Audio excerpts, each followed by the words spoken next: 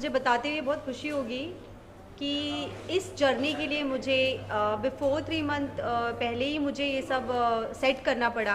मेरे बहुत सारे ऐसे सेशंस हुए हैं जो मुझे मिसेस इंडिया आईएनसी के थ्रू मिले।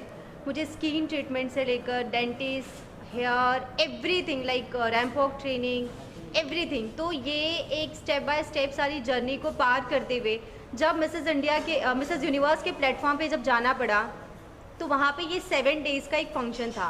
मतलब ओवरऑल ये सब कुछ वहाँ पे प्री प्लान किया हुआ था। फिर वहाँ पे हम लोग जब गए तो पहले दिन हम लोगों को मीट एंड ग्रीट हुआ, वेलकम डिनर था हम लोगों का फर्स्ट डे। फिर सेकेंड डे हम लोगों को सिटी टूर करवाया गया। रात में फिर हम लोगों को कराओके हुआ। उसके बाद में थर्ड डे हम लोगों को शॉपिंग के लिए लेकर गए। फिर उसके बाद में शाम में ऐसे ही लाइक लोग बैठे थे और बातें कर रहे थे।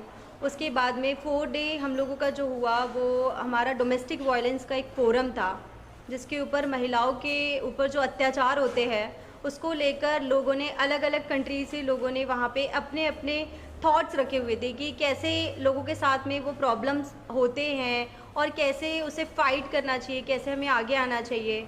उसके बाद में नेशनल कॉस्ट्यूम का राउंड था और सबटाइटल अवार्डिंग था और उसके बाद था ग्रैंड फिनाले। तो ओवरऑल ये जो जर्नी थी 106 कंट्री के लोगों ने इसमें पार्टिसिपेट किया था। अलग अलग कंट्री के लोग जब अपने सामने आते हैं तो हमें पता चलता है कि हम कितने वेल है, हम क्या कर सकते हैं। इतने सारे कंट्री के लोग जब हमारे साथ पार्टिसिपेट करते हैं, कॉम्पीट करते हैं, तो हमको हमारा लेवल पता चलता है।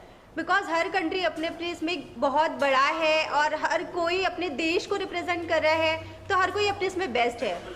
तो बस मुझे तो अपना बेस्ट देना था। मोहिनी मैम का साथ था, मेरे हस्बैंड का साथ था, मेरी friend Megha Kapoor, she is also makeup artist, तो इन्होंने भी मेरा बहुत साथ दिया। तो जब आपके आसपास जब पूरा ऑरा होता है, जब आपको लगता है कि जब ऐसे लोग हैं तो जीत कर आना तो पॉसिबल था। तो बस मैं थर्ड रनर अप बनी और साथ में मैंने बेस्ट आर्टिस्टिक नेशनल कॉस्ट्यूम का भी अवार्ड विन किया और सबटाइटल में मिसेस ब्रिलियंस यूनिवर्स का भी अवार्ड मिला मुझे। तो मुझे बहुत खुशी हो रही है कि मैंने फर्स्ट टाइम 45 इयर्स में ऐसा हुआ है कि फर्स्ट इंडियन जो थर्ड रनर अप की पोजीशन पे आई है। तो वैसे ही हमने हिस्ट्री क्रिएट कर ली है, तो इससे बड़ी खुशी की और कोई बात हो ही नहीं सकती मेरे लिए। Thank you.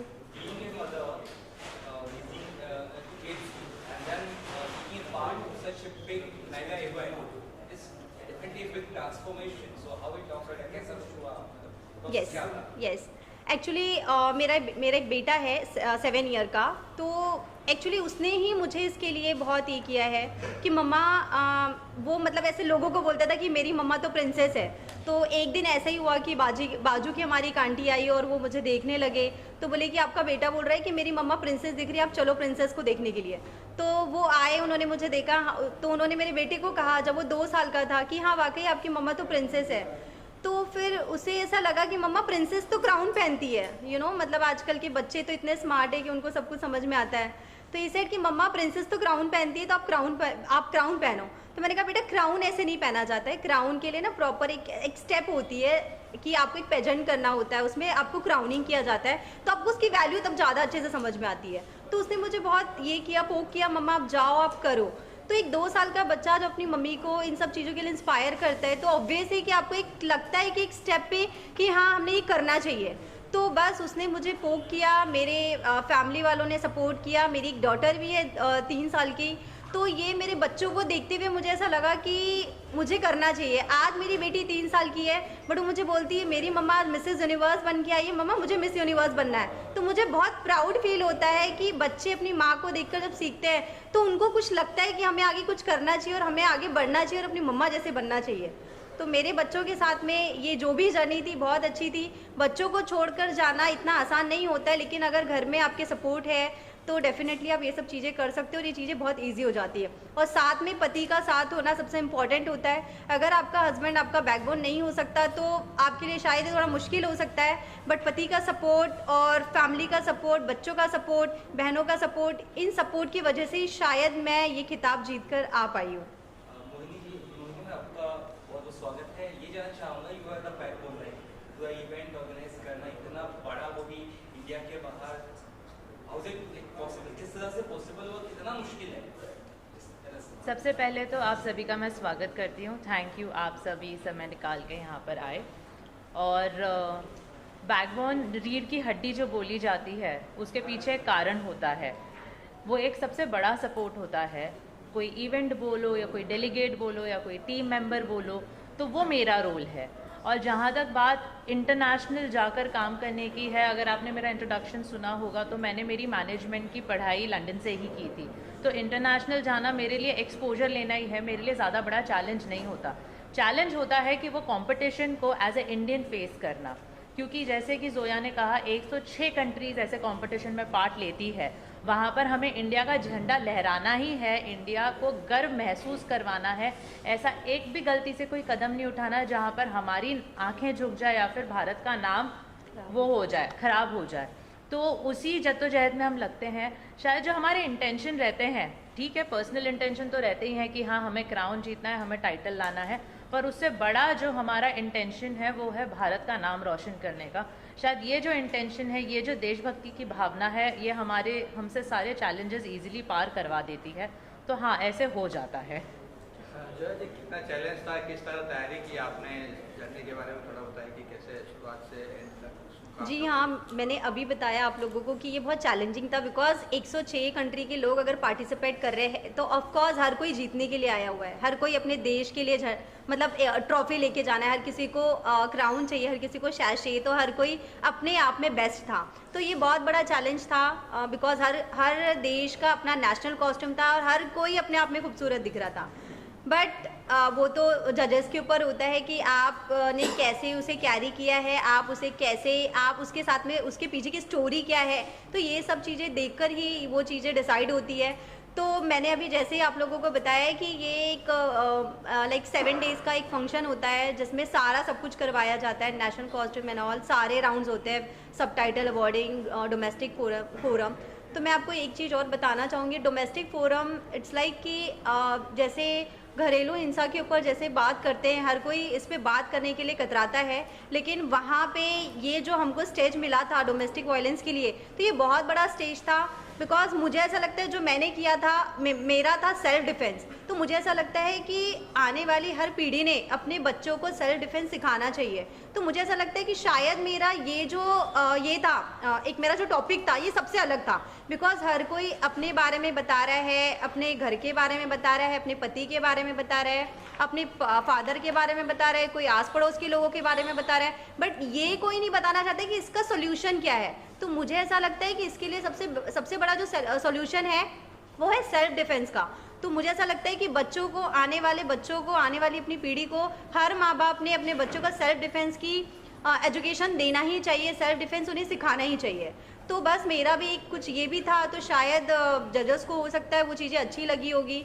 तो बस मैंने ये सब किया, ये जर्नी बहुत अच्छी थी मेरी ओवरऑल। और बाकी तो आप लोगों के सामने मैं बैठी हूँ। जी आपसे ये भी जानना चाहूँगा, आपने इंडिया का नाम इंटरनेशनल प्लेटफॉर्म पे काफ़ी गौरवान्वित किया है, इसके पहले भी आपने काफ़ी कुछ किया है, जो लाइक अब एक ट्रेंड सेटर बनती जा रही है। तो कितना कुछ प्राउड फील होता है ऐसे इंटरनेशनल लेवल पर लेकर जाना है, इंडिया का नाम रिप्रेजेंट करना, ऐसा होता है? मतलब बोलते हैं ना कि ज़िंदगी सफल हो गई ऐसा महसूस होता है। 2016 में जब मैंने मिसेस इंडिया में पार्ट लिया था, तब तो मैं मिसेस वर्ल्ड का क्राउन जीतकर इंडिया में नहीं ला पाई थी, पर मेरा सफ़र, मेरी जर्नी तभी ही शुरू हो गई थी। 2016 से मेरी मेहनत जारी थी और हर दिन मेरी यही कोशिश थी कि इंटरनेशनल क्राउन इंडिया में आना चाहिए। इसलिए नहीं क्योंकि मेरी ज़िद थी, पर इसलिए क्योंकि मुझे पता था कि भारत में हर वो खासियत है, हर वो कैपेबिलिटी है कि भारत हर एक ताज पहन सकता है। वहीं से मेरा सफ़र शुरू हुआ। नवदीप कौल जब मिसेस वर्ल्ड गई थी, तब नवदीप कौल ने बेस्ट नेशनल कॉस्ट्यूम का अवार्ड जीता। उसके बाद चाहत दलाल जब मिसेस गैलेक्सी के लिए गई, तो चाहत दलाल हमारा मेन विनर मिसेस गैलेक्सी का क्राउन जीत कर आई, जो पहली बार इंडिया को मिला।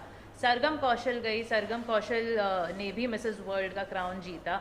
और आप सभी आए थे, आप हर बार आए थे। और आज जब जोया मिसेस यूनिवर्स का 3rd रनर अप का क्राउन जीत कर आई है, फिर से आप आए हो, हमें सहारने आए हो, हमारा स्वागत करने आए हो। तो आप लोगों का सपोर्ट भी बहुत अच्छा लगता है, बहुत मेजर रोल प्ले करता है। बस आगे कामना है कि हम इसी तरीके से जो सीढ़ियां हैं वो ऊपर ऊपर और ऊपर चढ़ते जाएं और बड़े बड़े और क्राउन इंडिया में लाएं। आप किस नज़रिए से देखते हैं जोया जी का जो ये अचीवमेंट है? मेरे लिए जोया की अचीवमेंट बहुत ही अलग अचीवमेंट है, क्योंकि मैंने अभी काफ़ी विनर्स का नाम लिया है। सब विनर्स या तो दिल्ली से रही हैं या तो बॉम्बे से रही हैं। जोया नागपुर की है, तो हमारे लिए स्मॉल टाउन, मैं उसको स्मॉल टाउन गर्ल बोलूँगी, जैसे हम MC स्टैन को बी टाउन बोलते हैं। तो ये हमारे लिए स्मॉल टाउन है।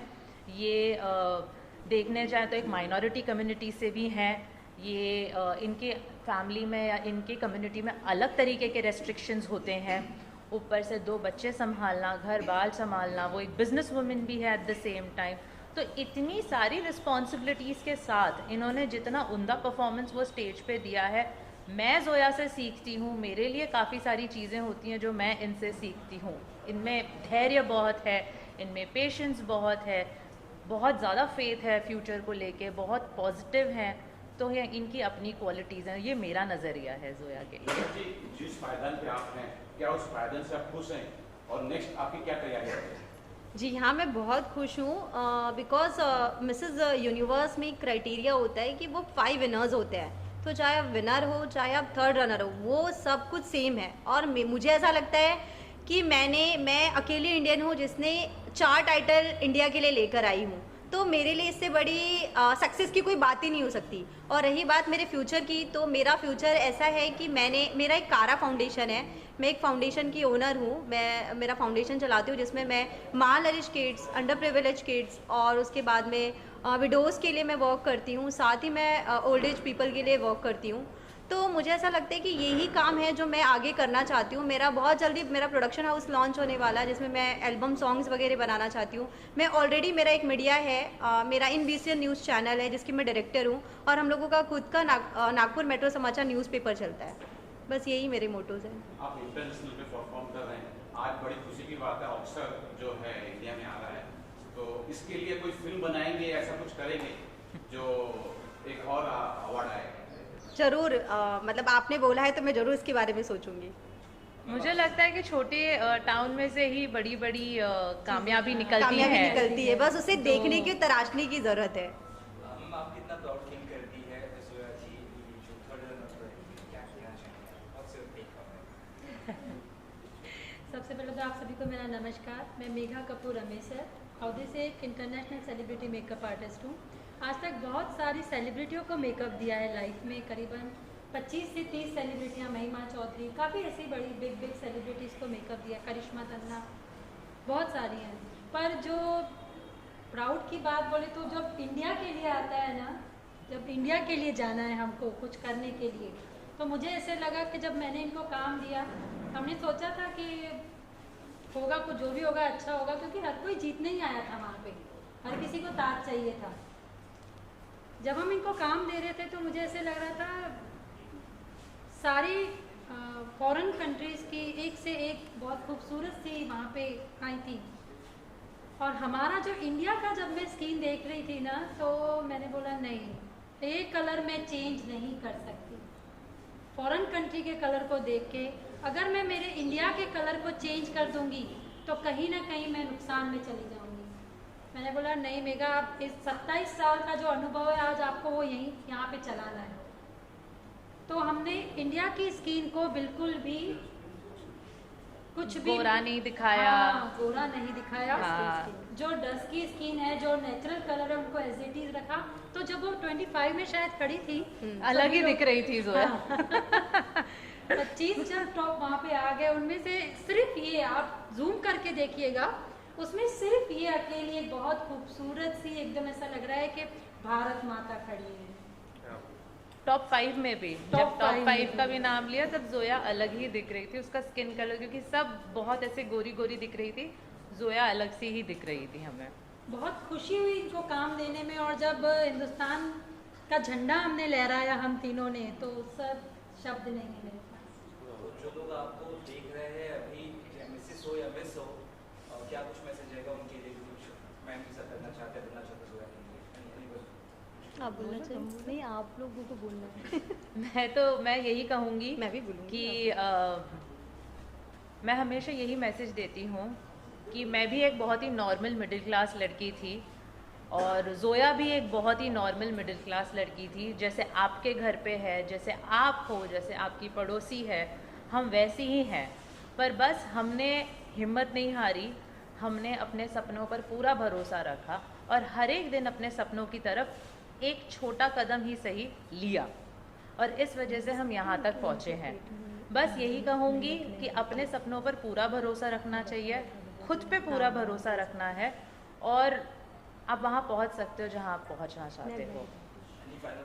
हाँ, मैं आपको कुछ बताना चाहूँगी। जैसे आपने पूछा है कि आपको मिस एंड मिसेस के लिए कोई एक मैसेज देना है, तो मैं अपनी ही एक स्टोरी बताती हूँ कि मैं जब छोटी थी, मेरी मदर को 4 बच्चे थे, तो 3 बच्चे मेरी मम्मा के ख़त्म हो गए। मेरे 2 जो भाई बहन थे वो बचपन में चले गए। उसके बाद जो बड़ा भाई था मेरा, वो 30 इयर्स की एज में चला गया, यानी आज उसको 7 इयर्स हो गए। तो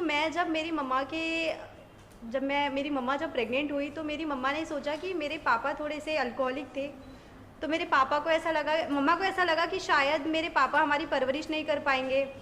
तो मेरी मम्मा को लगा कि मैं अबॉर्ट कर लेती हूँ। मेरी मम्मा 3 बार मुझे अबॉर्ट करने गई, लेकिन नहीं हुआ। तो वो 3 बच्चे तो चले गए, जिसको अबॉर्ट करना चाहती थी वो बच्ची, आज उन्हें इतना प्राउड होता है कि मेरी बेटी ने आज हिंदुस्तान का नाम रोशन किया है, जो आज तक मिसेज यूनिवर्स के प्लेटफॉर्म पे कभी नहीं हुआ। तो मुझे इस चीज़ पे बहुत प्राउड है, और हर मिस और मिसेस को मेरा ये मैसेज है कि अगर आप कभी भी आपको लगता है कि आपको ये स्टेज पे आके खड़ा होना है, आज आपको अपनी जर्नी स्टार्ट करना है। जर्नी स्टार्ट करने के लिए कोई एज नहीं होती, आप किसी भी एज में अपनी जर्नी स्टार्ट कर सकते हो। आप मिस हो, मिसेज हो, आपके अपने सपने हैं, आप अपने सपनों को देखो, आप क्या कर सकते हो। चाहे वो ब्यूटी इंडस्ट्री हो, चाहे वो कोई बिजनेस हो, चाहे वो एक सॉफ्टवेयर इंजीनियर हो, चाहे वो हार्डवेयर इंजीनियर हो, कोई भी हो, बस लड़कियों ने अपना एक अस्तित्व बनाना है, एक स्टेप लेना है और अपने लिए काम करना है और अपने नाम को रोशन करना है। बस मैं इतना ही कहना चाहूँगी।